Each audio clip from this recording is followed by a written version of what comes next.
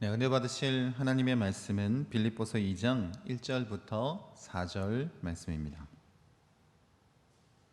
그러므로 그리스도 안에 무슨 권면이나 사랑의 무슨 위로나 성령의 무슨 교제나 긍휼이나 자비가 있거든 마음을 같이하여 같은 사랑을 가지고 뜻을 합하며 한 마음을 품어 아무 일이든지 다툼이나 허영으로 하지 말고 오직 겸손한 마음으로 각각 자기보다 남을 낮게 여기고 각각 자기 일을 돌볼 뿐더러 또한 각각 다른 사람들의 일을 돌보아 나의 기쁨을 충만하게 하라.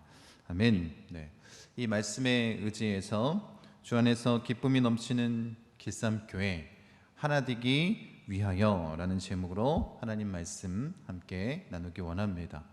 우리 말씀 나누기 전에 우리 옆에 계신 분들 또 가정에서 예배드리는 우리 모든 우리 믿음의 식구들과 함께 이렇게 인사하기를 원합니다. 함께 인사했던 내용, 예배 자리에서 시작된 거룩은 삶의 자리에서 완성됩니다. 함께 인사하겠습니다.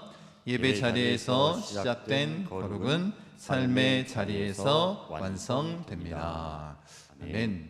그 은혜가 우리 가운데 있기를 원합니다. 이렇게 비대면 온라인 예배로 우리가 함께 하나님 앞에 예배드리고 있습니다. 우리 교회는 수도권과는 다르게 사실은 우리가 모여서 예배할 수 있는 충분한 여건이 있음에도 불구하고 함께 비대면 예배를 드리기로 결정한 이유가 있습니다. 우리가 우리 성도들만을 위한 일이라면 그렇게 예방 수칙을 잘 지켜서 예배를 드리면 되지만 우리가 지금 우리만 예배 드리고 또 우리만 예수 믿는 것이 아니라 우리 주변에 믿지 않는 자들, 정말 예수님을 모르는 자들에게 복음을 선포해야 할 사명이 있기에 그들과 동일한 마음을 품기 원합니다. 그래서 당회에서 12일까지 우리가 비대면으로 예배를 드리기로 했습니다. 그 점 참고해 주시고 정말 주님의 사랑을 함께 나눌 수 있는 참된 그리스도인 되기 원합니다. 바울은 지금 이제 실질적인 권면을 이제 이 빌립보 교회를 향해서 하고 있습니다. 복음에 합당한 생활을 하기 위해서 우리 지난주에 함께 나눈 것처럼 협력하라, 두려워하지 말라, 고난을 기뻐하라, 이렇게 성경적인 복음에 합당한 생활이 무엇인지를 우리에게 전해주고 있습니다. 그리고 오늘 이 본문은 이게 지난주에 나눴던 것은 교회를 향한 이 바울의 권면이었다면 이제 오늘 함께 나눌 이 본문은 모든 그리스도인들, 개인적으로 그 마음을 함께 나눌 우리 그리스도인들의 소양에 대해서 함께 바울이 이야기하고 있습니다. 그래서 오늘 본문을 읽으면서 제목을 하나 되기 위하여라고 잡았습니다. 빌립보서를 통해서 우리가 꿈꾸고 있는 길쌈교회의 모습을 우리가 함께 나누길 원합니다. 오늘 이 본문 안에 우리가 꿈꾸고 있는 길쌈교회의 모습, 그 성경적인 모습에 대해서 기록하고 있습니다. 빌립보서 2절부터 4절까지 내용인데 우리가 좀 그 내용을 쉽게 받아들이기 위해서 쉬운 성경에 있는 그 말씀으로 함께 읽어보기를 원합니다. 그렇다면 서로 한 마음으로 사랑을 나누고 한 뜻으로 하나가 되십시오. 무슨 일을 할 때 이기적이거나 교만한 마음을 갖지 말고 겸손한 마음으로 나보다 다른 사람을 더 존중해 주십시오. 자기 생활을 열심히 하면서 다른 사람이 하는 일에도 관심을 가져 내 마음에 기쁨이 넘치게 해 주십시오. 어쩌면 우리가 꿈꾸고 있는 길쌈교회의 모습을 지금 바울이 빌립보 교회를 향해서 권면하고 있는 것 같습니다. 여러분, 하나님의 꿈이, 예수님의 그 비전이 무엇입니까? 예수 안에서 우리 모두가 하나 되는 것 아니겠습니까? 그래서 예수님이 우리를 위해서 중보하신 내용도 이와 같습니다. 하나님과 예수님이 하나인 것처럼 예수님과 우리가 하나 되고 또 우리 교회가 하나 되는 것, 그것이 진정 주님이 원하시는 하나님의 뜻 아니겠습니까? 여러분, 우리가 이 마음을 잃지 않으면 정말로 하나님이 원하시는 성경적인 우리 길쌈교회를 세울 줄 믿습니다. 여러분, 그런데 이것이 어찌 쉽게 간단하게 이루어지겠습니까? 인간의 마음을 가지고 또 인간의 노력을 가지고는 도저히 감당할 수 없는 일 아닙니까? 그래서 바울은 2절부터 4절까지 정말로 그가 원했던 교회의 모습, 그것을 이야기하면서 1절에 그리스도인으로서 꼭 갖추어야 할 소양에 대해서 이야기를 하고 있습니다. 1절 말씀 함께 보겠습니다. 그러므로 그리스도 안에 무슨 권면이나 사랑의 무슨 위로나 성령의 무슨 교제나 긍휼이나 자비가 있거든. 1절에 네 가지 소양에 대해서 이야기를 하고 있습니다. 이 무슨이라는 말은 단순히 만약 이것이 있으면 좋다라는 의미로 지금 바울이 한 것이 아니라 이 무슨이라는 의미에 뭘 담고 있냐면 반드시 이 일을 해야 된다라는 것입니다. 여러분, 그래서 그리스도인들이 갖추어야 할 그 소양, 반드시 가져야 할 네 가지 모습이 필요하다. 그래야 하나 될 수 있다는 것입니다. 여러분, 그리고 그 소양은, 이게 중요한데, 그리스도 안에서 또 성령의 역사 안에서만 가능하다라고 바울이 말하고 있습니다. 그렇다면 그 첫 번째 소양이 무엇인지 함께 나누기 원합니다. 첫 번째가 뭐냐면 권면입니다. 그런데 그 권면은 어디에서 이루어지냐면 그리스도 안에서 이루어진다라고 말하고 있습니다. 여러분, 이 권면이라는 단어, 이 헬라어를 살펴보면 곁에서 속삭이다라는 그런 의미가 있습니다. 여러분, 우리가 잘 알고 있는 우리 성령님의 별칭인 이 보혜사의 동일한 어근을 가지고 있는 단어입니다. 그래서 권면은 뭐냐면 상대로 하여금 용기를 갖도록 돕는 것입니다. 여러분, 교회 안에서 혹시 가족관계 때문에 힘들어하는 자들, 어떻게 해야 할지 모를 때, 또 질병의 고통으로 앞으로의 삶을 두려워하고 있는 자들, 그들을 어떻게 위로해야 될지 모를 때, 그리고 경제적인 어려움으로 인해서 암흑의 터널을 걷고 있는 자들에게 권면하는 것입니다. 그런데 그들에게 그래서 내가 미리 기도하라고 했잖아 라고 말한다면 어떤 일이 벌어지겠습니까? 여러분, 그것은 권면이 아니라 그의 가슴에다 대고 권총을 쏘는 것과 같지 않겠습니까? 여러분, 우리가 우리 권면 때문에 교회 안에서 정말 많은 아픔 또 상처를 경험합니다. 그래서 여러분, 권면은 어떻게 해야 되냐면 따뜻해야 됩니다. 권면은 그리스도 안에서만 온전해지는 것입니다. 여러분, 그래야 권면이 힘을 얻는 것입니다. 여러분, 권면을 하는 자나 그 권면을 듣는 자나 그리스도 안에 있을 때 이 권면이 따뜻하게 아름답게 이루어지는 건 아니겠습니까? 만약에 우리가 권면을 하면서 그리스도 안에 있는 것이 아니라 그리스도의 밖에 있다면 우리가 하는 권면은 공허한 메아리가 될 뿐입니다. 여러분, 왜 그리스도 안에서만 이 권면이 가능하냐? 이걸 우리가 함께 나누기를 원합니다. 여러분, 우리가 예수 안에 있으면 우리가 누구의 성품을 닮습니까? 우리는 예수님의 성품을 닮을 수밖에 없습니다. 앞으로 나누겠지만 예수님의 성품에 대해서 6절과 8절에 이렇게 말씀하고 있습니다. 함께 보도록 하겠습니다. 그는 근본 하나님의 본체시나 하나님과 동등됨을 취할 것으로 여기지 아니하시고 오히려 자기를 비어 종의 형체를 가지사 사람들과 같이 되셨고 사람의 모양으로 나타나사 자기를 낮추시고 죽기까지 복종하셨으니 곧 십자가에 죽으심이라. 우리가 주 안에 있다면 예수님의 성품을 닮을 수밖에 없는 것 아니겠습니까? 그리스도 안에 있는 자의 권면은 절대로 권총이 될 수 없습니다. 여러분의 권면이 정말 예수 안에서 이루어진다면 정말 주님처럼 그 곁에서 함께 속삭이는 그 권면, 힘이 되는 권면이 될 것입니다. 그런데 여러분이 주님 안에 있지 않다면 그 권면은 상대의 가슴에 비수를 꽂는 그런 권면이 될 것입니다. 아까 전에 읽었던 6절부터 8절 말씀을 보십시오. 여러분, 예수님은 하나님의 본체이시지만 가장 낮은 자의 모습으로 우리에게 오셨습니다. 여러분, 우리가 권면이라고 생각할 때, 이 권면에 대해서 생각할 때 이런 마음을 품습니다. 남들보다 우위에 있는 사람이 하는 것, 이것을 권면이라고 생각합니다. 그런데 여러분, 예수님의 권면은 어떻습니까? 예수님의 권면은 가장 낮은 자의 모습으로 오셔서 그들과 같은 눈높이에서 우리에게 말씀해 주셨다라는 것입니다. 여러분, 이것이 그리스도 안에 있는 권면 아니겠습니까? 여러분, 예수님의 그 마음을 품은 자들은 위에서 이야기하는 자가 아니라 옆에서 그들과 동일한 위치에서 곁에서 속삭이듯 이야기하는 자 아니겠습니까?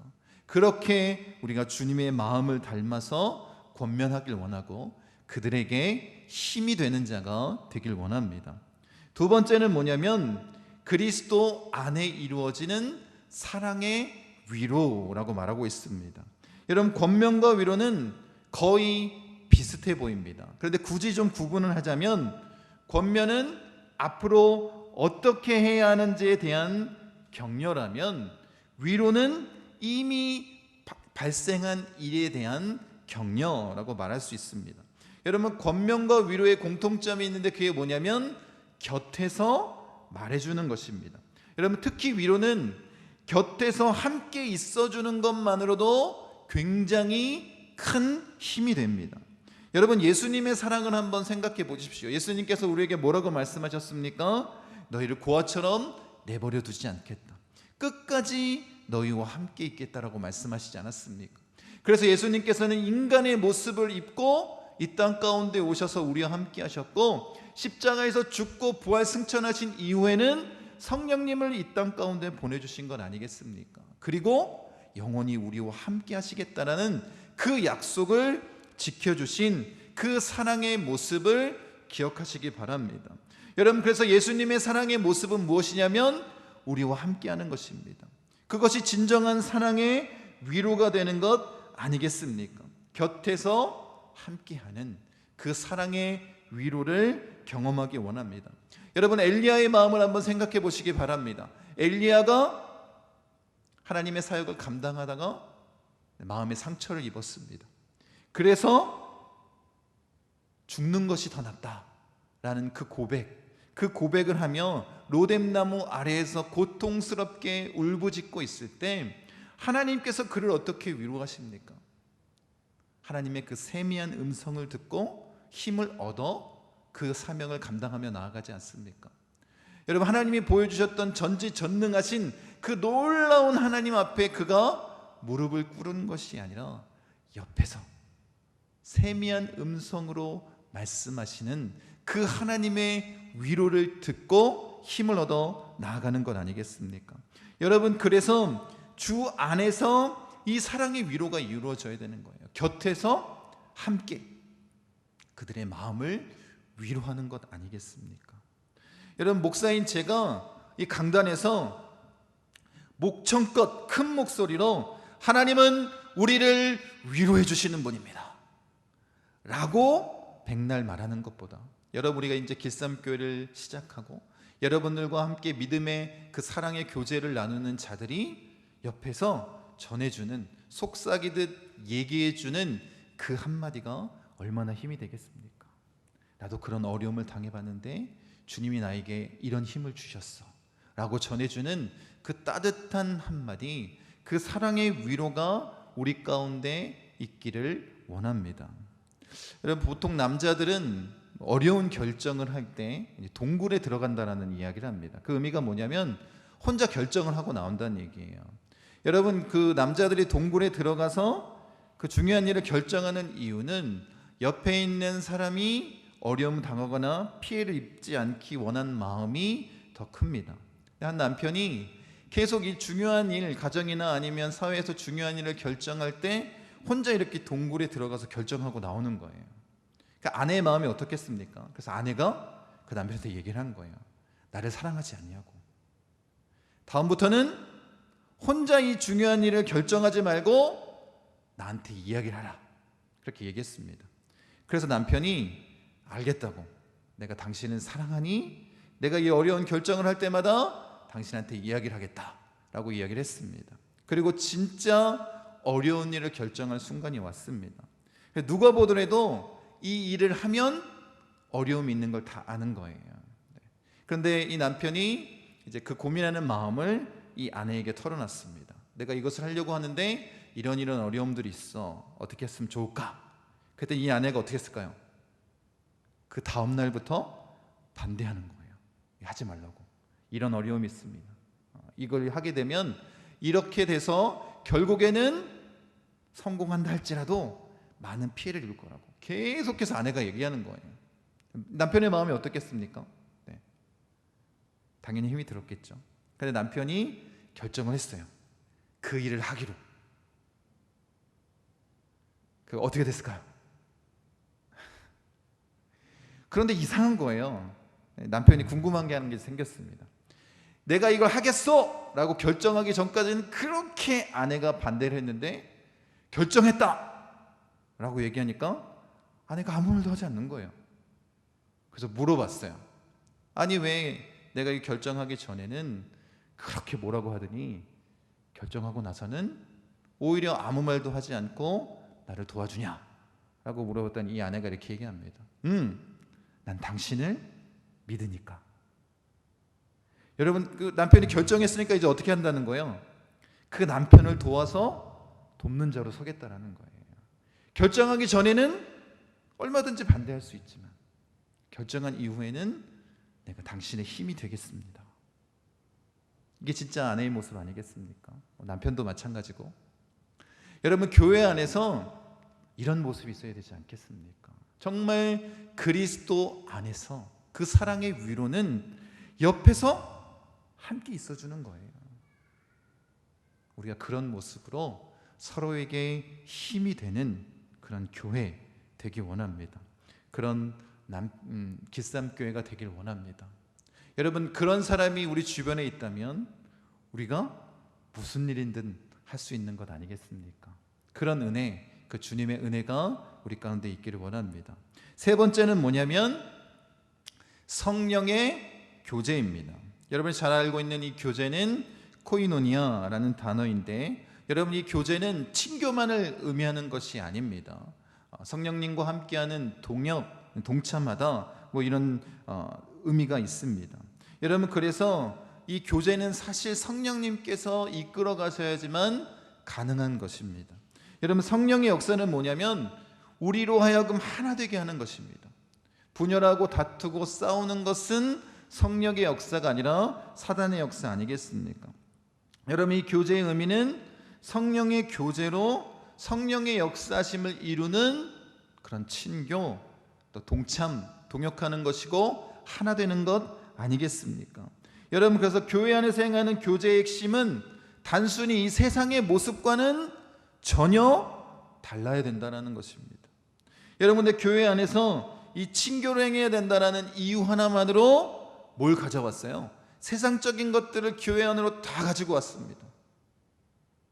여러분, 처음엔 어때요? 막 북적북적이는 것 같고 잘 되는 것 같고 사람들이 많이 모이는 것 같고 잘 되는 것 같은 그 모습, 성공했어 라고 생각했을진 모르겠지만, 여러분, 그것이 육적인 세상적인 모습을 갖고 있기에 결국엔 어떻게 됩니까? 하나님의 뜻에 걸림이 될 수밖에 없는 것입니다. 여러분, 우리가 꿈꾸는 길쌈교회도 마찬가지입니다. 철저하게 성령의 교제가 아니라면 거룩하게 영적으로 그 공동체의 모습이 성장할 수 없다는 것입니다. 여러분, 분명히 아십시오. 육체의 일은 성령의 일과의 차이점이 있는데, 육체의 일은 찢어지게 만드는 것이고 성령의 일은 하나 되고 연합하게 만드는 것입니다. 여러분, 그래서 바울은 갈라디아에서의 분명하게 이야기하고 있습니다. 육체의 일과 성령의 일에 대해서 말씀 한번 보겠습니다. 육체의 일은 분명하니 곧 음행과 더러운 것과 호색과 우상 숭배와 주술과 원수 맺는 것과 분쟁과 시기와 분냄과 당짓는 것과 분열함과 이단과 투교와 술 취함과 방탕함과 또 그와 같은 것들이라. 전에 너희에게 경계한 것 같이 경계하노니 이런 일을 하는 자들은 하나님의 나라를 유업으로 받지 못할 것이요. 이것이 육체의 일이라고 얘기하고 있고, 성령의 일에 대해서는 이렇게 얘기합니다. 오직 성령의 열매는 사랑과 희락과 화평과 오래 참음과 자비와 양성과 충성과 온유와 절제니 이 같은 것을 금지할 법이 없느니라. 바울이 지금 분명하게 육체의 일과 성령의 일에 대해서 말하고 있습니다. 여러분, 우리가 교회 안에서 육체의 교제를 행하고 있다면 그 교제는 결국에는 분열을 일으킬 수밖에 없다라는 것입니다. 여러분, 성령의 교제만 우리가 하나 되고 또 그렇게 아름답게 성령의 뜻대로 세워지는 것 아니겠습니까? 그래서 성령의 9가지 열매를 맺으라 라고 말하는 것 아니겠습니까? 여러분, 바울이 이 성령의 열매를 얘기할 때 이 열매를 우리가 아는 것처럼 성령의 열매들이라는 복수로 쓰지 않았다는 거예요. 단수로 썼다는 것입니다. 성령의 열매는 하나인데 그 하나가 9가지 맛을 낸다는 거예요. 전에도 말씀드렸지만 그렇게 하나 되는 열매를 맺는 것, 이것이 성령의 교제, 성령의 역사 아니겠습니까? 여러분, 우리가 이렇게 하나 되는 모습으로 나아갈 수 있는 유일한 길은 무엇이냐면 성령의 교제 가운데 성령님께서 우리를 하나로 만드실 때만 가는 것입니다. 여러분, 꼭 기억하십시오. 여러분, 우리가 복음을 지키기 위해서 진리편에 설 것이냐 비진리편에 설 것이냐, 이것 외에는 나눠짐이 있어서는 안 됩니다. 그것은 성령의 역사가 아닙니다. 혹시 여러분들이 지금 교회 안에서 다른 사람들을 향해 그런 마음, 좋지 못한 마음을 품고 있다면 그것이 복음과 관련된 일이 아닌 분열이라면 그것은 성령의 일이 아니다라는 거예요. 그건 누가 시키는 일이에요? 그건 사단이, 세상이 우리를 갈라놓는 것 아닙니까? 여러분, 그런 분별 없이 어떻게 교회를 아름답게 세울 수 있겠습니까? 네 번째입니다. 네 번째 뭐냐면 성령의 긍휼 자비입니다. 여러분, 긍휼과 자비는 사람의 장기와 관련되어 있는 단어입니다. 그래서 여러분, 우리가 모든 나라의 단어를 살펴보면 사람의 감정이 이 장기와 관련되어 있습니다. 그래서 이미 살펴봤던 1장 8절 말씀에 예수 그리스도의 심장으로 얘기할 때 이 심장이 장기를 의미한다라고 말씀드렸습니다. 여러분, 단장이라는 말의 유래가 어떻게 되냐면 중국 진나라 환원이라는 사람이 총나라로 가려고 배를 타고 가려고 하고 있는데 이 환원의 종이 숲에서 원숭이 새끼 한 마리를 잡아가지고 옵니다. 그 배를 타고 출발하는데 누가 쫓아오냐면 이 새끼 어미 원숭이가 쫓아오는 거예요. 근데 이미 배는 출발했습니다. 이 어미가 새끼를 찾기 위해서 울부짖으며 무려 100리나 강기슭을 따라서 쫓아온 거예요. 그리고 배가 좀 가까이 강기슭에 닿았을 때 이 어미 원숭이가 배 안으로 뛰어듭니다. 그런데 뛰어들자마자 이 어미 원숭이가 죽은 거예요. 이 상황이 너무 의아하니까 이 원숭이의 배를 갈라보았습니다. 그랬더니 어떻게 되어 있냐면 그 창자가 다 끊어져 있었다라는 거예요. 그래서 이것을 보고 단장이라는 말이 유래된 것입니다. 여러분, 창자가 끊어질 정도로 사랑한다라는 것이 단장 연모라고 말하고 있지 않습니까? 여러분, 이 어미 원숭이가 왜 그렇게 울부짖고 창자가 끊어질 정도로 그렇게 쫓아왔겠습니까? 다른 게 아니라 그 어미를 잃어버린 이 아기 원숭이의 마음을 이 어미 원숭이가 알기 때문 아니겠습니까? 그 아기 원숭이가 얼마나 두려워했을지를, 두려움에 떨었을지를 알았기에 그렇게 부르짖고 창자가 끊어질 정도로 그렇게 달려온 것 아니겠습니까? 여러분, 우리가 이 긍휼과 자비를 이야기할 때 이런 마음을 우리가 품기를 원합니다. 성령님 안에 있을 때 이 어미의 마음을 품을 수 있는 건 아닙니까? 그 어미의 마음으로 우리가 전혀 상관없는 다른 사람들, 이 남을 정말 주의 사랑으로 성령이 주시는 그 마음으로 긍휼과 자비를 베풀 수 있는 건 아니겠습니까? 여러분, 긍휼은 쉽게 이렇게 얘기할 수 있습니다. 사람이 무슨 잘못을 해서 그에 대한 벌과 고난과 시련을 겪을지라도 그것을 당연하게 여기는 것이 아니라 그 사람의 필요를 채워주고자 하는 그런 마음입니다. 여러분, 그런데 보통 사람의 마음이 어떻습니까? 속으로 시원하게 여깁니다. 그래, 꼴 좋다. 그러니까 그런 일을 당하지 라고 생각하는 것이 보통 일반적인 사람의 마음 아니겠습니까? 여러분, 육신이 가져다 주는 마음 아니겠습니까? 성령의 마음은 그렇지 않다라는 것이에요. 그것이 당연하다 할지라도 그들의 어려움이 해결해지고 필요가 채워지기를 바라는 마음 아니겠습니까? 여러분, 그래서 교회 안에서는 이 성령님이 주시는 긍휼의 마음이 절대적으로 필요합니다. 그 마음으로 우리 교인들을 바라보고 서로 하나됨으로 바라볼 때 정말로 하나 될 수 있는 것 아니겠습니까? 여러분, 자비는 무엇입니까? 다른 사람의 아픔과 슬픔에 동참하며 아파하는 마음입니다. 동감하는 것 아니겠습니까? 아까 전에 이야기했던 단장의 유래처럼 그 어미 원숭이가 이 아기 원숭이의 마음을 알고 간절한 마음으로 부르짖었던 것과 같은 동일한 마음, 그 어미의 심정을 품는 것, 그것은 오직 성령의 역사 안에서만 가능한 것 아니겠습니까? 여러분, 제가 이제 목회한 지 거의 한 20년이 되는데, 여러분, 사역하면서 정말 마음 아플 때가 언제냐면 성도님들이 어려운 일이 있어요. 그런데 그걸 고백하지 못하는 거예요. 목회자한테는 얘기를 하는데 단서가 붙습니다. 다른 성도님들한테는 절대로 나의 어려움을 알리지 마십시오. 이유가 뭐겠습니까? 왜 그렇게 얘기합니까? 그 어려움을 얘기했을 때 그 성도들이 어떻게 반응한 거예요? 육적인 생각으로, 인간적인 마음으로 권면한다고 그렇게 정죄하면서 마음에 비수를 꽂았기 때문에 그렇게 얘기하는 거 아닙니까? 여러분들은 어떻습니까? 여러분들은 교회 안에서 여러분들의 그 어려움을 솔직하게 고백하고 함께 중보기도할 마음이 있으십니까?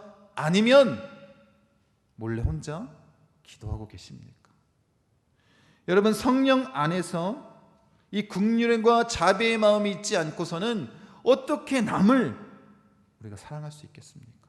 부부 사이에도 그렇게 싸우고 다투고 마음 어려워하는데 피 한 방울 섞이지 않은 교회 안에 이 성도들을 여러분 어떻게 여러분의 힘으로 품을 수 있겠습니까?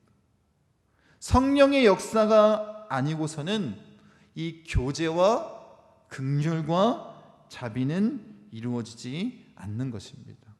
여러분, 바울이 지금 우리에게 아주 중요한 것을 계속해서 말하고 있습니다. 여러분, 우리가 정말 길쌈교회를 꿈꾸고 나아가고 정말 하나 되는 교회를 세우기 위해서 진짜 필요한 것이 무엇인가? 여러분, 그것은 우리의 노력이 아니다라는 것입니다. 우리의 힘도 아닙니다. 우리의 경험도 아닙니다. 우리가 가지고 있는 재력도 아닙니다. 인맥도 아닙니다. 그걸 뭐라고 얘기하고 있냐면 예수님, 성령님이 필요하다. 오늘 본문도 마찬가지 아닙니까? 하나 되는 교회를 세우기 위해서, 교회답게 세우기 위해서 그 그리스도의 소양인 권면, 사랑의 위로, 교제, 긍휼, 자비, 이 모든 것은 그리스도 안에 탄서가 붙습니다. 그 권면과 사랑의 위로가 있어야 되고 성령의 역사로 이루어지는 교제와 긍휼과 자비가 있어야 된다는 거예요. 거기에 우리의 것은 아무것도 없습니다. 우리의 노력도 필요 없습니다. 뭐라고 얘기하고 있냐면 그리스도 안에서, 성령의 역사 안에서 그것을 이룬다. 여러분, 우리가 무엇을 바라봐야 될지에 대해서 분명히 얘기하고 있는 건 아니겠습니까? 예수 안에서 성령의 역사를 통하여서 이 소양을 갖추기를 원합니다. 그리고 이렇게 소양을 갖춘 자들에게 바울이 이렇게 얘기하는 거예요. 2절 말씀, 우리 쉬운 성경을 한번 살펴보겠습니다. 함께 읽겠습니다. 그렇다면 서로 한 마음으로 사랑을 나누고 한 뜻으로 하나가 되십시오. 여러분이 이 소양을 갖추었다면, 그리스도 안에서 성령의 역사 안에서 이 네 가지 소양을 갖추었다면 해야 될 일이 뭐라고요? 하나 되라는 거예요. 우리 목포순복음 중앙교회가, 우리가 꿈꾸고 있는 길쌈교회가 하나 되라는 것입니다. 하나 되는 교회를 세우는 것입니다. 주 안에서. 정말 하나님이 꿈꾸는 그 교회의 모습, 예수님과 우리가 하나가 되고 서로 우리 성도님들이 하나가 되는 그런 하나 되는 교회, 그 교회, 주님이 원하시는 것 아닙니까? 주님이 우리에게 주신 그 마지막 계명처럼 예수님이 우리를 사랑하는 것처럼 우리가 서로 사랑하며 나아가는 그 교회, 천국 같은 교회를 이루는 것 아니겠습니까? 여러분, 이 교회를 꿈꾸며 나아갈 때 우리가 갖추어야 할 소양이 있다는 것입니다. 제가 적어왔는데 한번 보십시오. 여러분들은 이렇게 하나 되는 교회, 길쌈교회를 이루기 위해서 주 안에서 권면과 사랑의 위로를 가까이에서 함께 속삭이듯 나눌 준비가 되어 있습니까? 두 번째는 이것입니다. 여러분들은 성령의 역사로 하나 되게 하시는 교제와 동일한 긍휼과 자비의 마음이 있으십니까? 여러분, 이 네 가지 소양이 우리에게 갖추어져야 우리가 꿈꾸는 그 길쌈교회, 하나 되는 교회의 모습, 우리 목포 순복음 중앙교회를 세우는 것 아닙니까?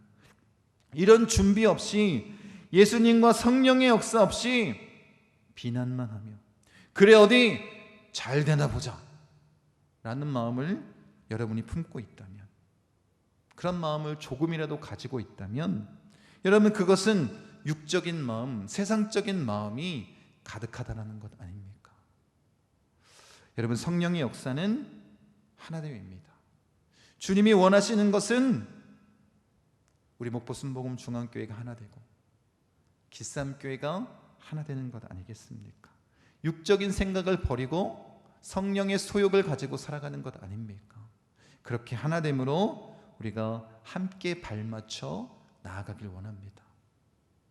바울이 빌립보 교회에게 권면한 그 내용이 지금 우리 목포 순복음 중앙교회를 향해서 하는 말 아니겠습니까? 하나 되기 원합니다. 이 네 가지 소양을 갖추기를 원합니다. 그리스도 안에서 권면과 사랑의 위로, 성령의 역사 안에 이루어지는 교제, 긍휼, 자비, 이 네 가지 소양으로 하나님의 교회, 우리 목포 순복음 중앙교회를 하나로 세우는 우리 모두가 되시기를 간절히 축원드립니다.